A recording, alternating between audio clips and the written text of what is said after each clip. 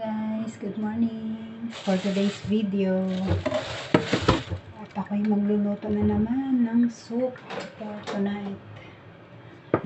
At ito ang aking lulutuin na soup. Apple. 3 pieces ng apple. Tsaka pear. Chinese pear.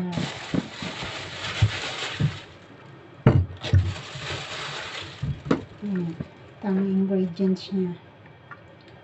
At merong mga nilalagay silang iba yan. Brown dates. At saka dried fig.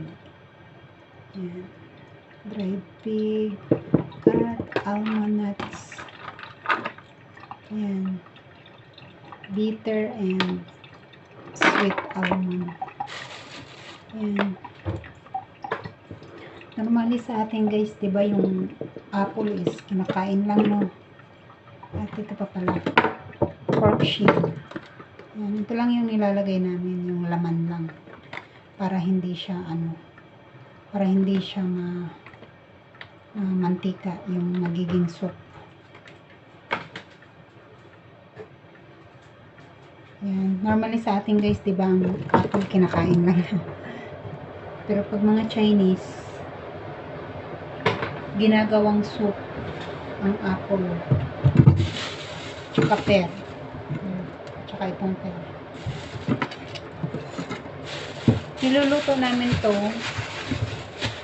pag ganitong season. Summer. Mainit ang panahon. Sa mainit na panahon, yun lang namin to niluluto ng apple soup.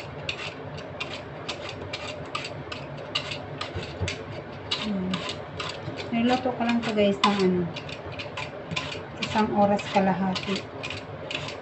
Pakulo ka lang ng tubig. Tapos pagka kumulo na siya, ilagay mo na lahat ng ingredients. Tapos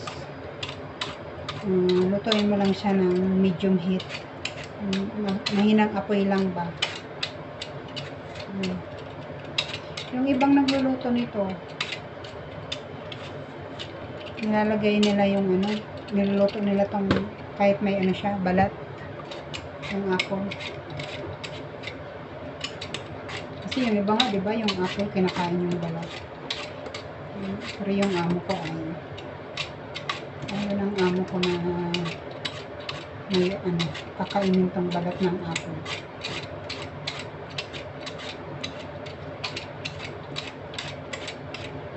I-try nyo guys tong soup na to. Masarap kaya. Ako favorite ko to pag ito yung soup namin. Masarap siyang masarap higupin kasi matamis siya. Kaya mas prepare ko to, mas gusto ko to na lutuin kaysa sa mga Chinese na soup. Minsan kasi puro lang yung niluto namin is yung Chinese yung mga buto-buto nila, yung mga seed, Chinese pagkain.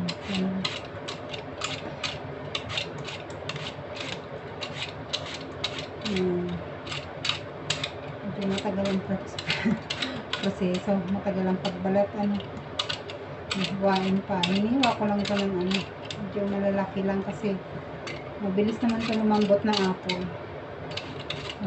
Siya,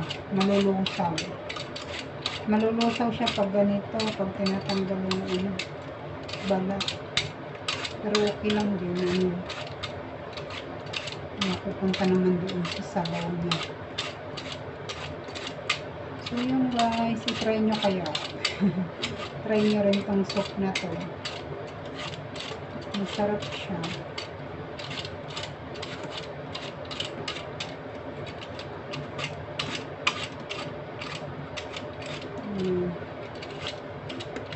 Apple soup. sa mainit na panahon. Mainit. Mainit dito ngayon sa Hong Kong. Ito naman yung pear. Chinese pear. Bibilisan ko naman yung pagbalat. Sabi kasi sa yung iba kong video, konting bilis daw. Konting bilis. Okay lang naman sa akin yun. Hindi naman ako nag-rush lagi ng trabaho. Kasi pag i-rush, maraming makakalimutan. So, ganda na yung dahan-dahan lang, dahan-dahan.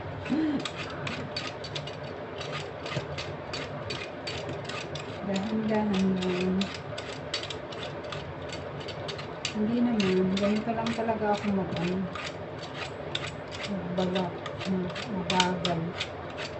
Kasi nakakatakot pagka mahiwa. Hindi ko na makakapagtrabaho pag nasibot yung kamay mo. Diba? Mas maganda na yung slowly but surely. So yun guys, pabalatan ko lang ito lahat, pero nagpapakulo na ako ng tubig para pag kulo nun, sakto, tapos na rin ako nitong mag-gayat. Pagkulo lang ng tubig, napakasimple lang. Pagkulo lang ng tubig, ilagay mo na lang lahat ng ingredients. Urasan mo na lang siya ng 1.5 oras. Ayun guys, sana magkaroon ulit kayo ng konting tips. Pwede nyo din gayahin. Masarap naman siya. Masarap siyang soup.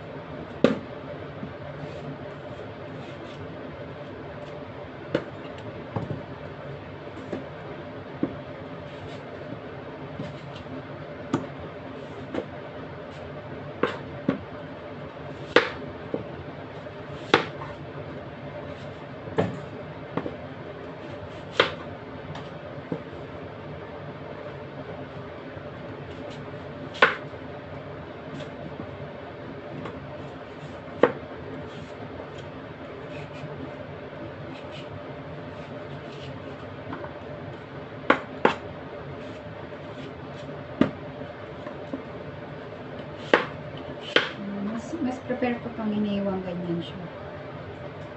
Ganyan lang po siya inihiwa.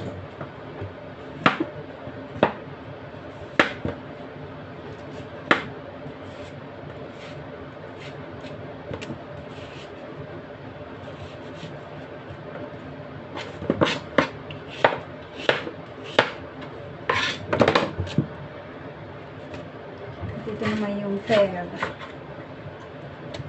Ganun din, kailangan ko rin tanggalin itong sa gitna. Kasi matigas. Matigas siya.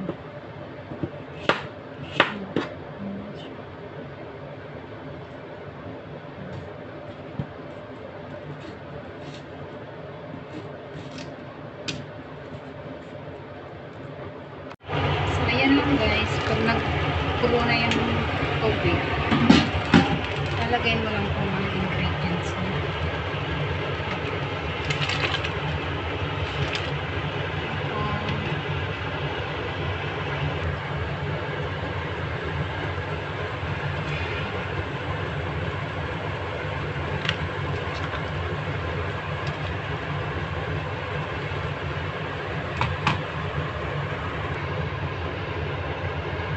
Marami siya.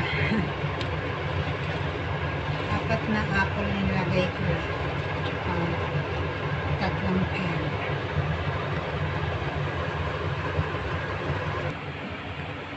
Bina-blanch ko muna tong pork shin.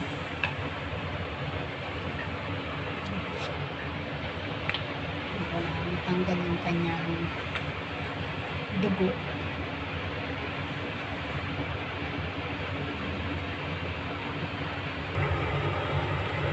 So, yun nga guys, na-blanch ko na yung pork. Sabay ko na siyang nilagay dito. So, yun guys, ang aking soup for today. Apple pear soup with other ingredients. So, yun guys, sana nakatulong ulit sa inyo ang aking simple tips na soup ingredients. Kung nagustuhan nyo guys, pwede nyo pong i-like,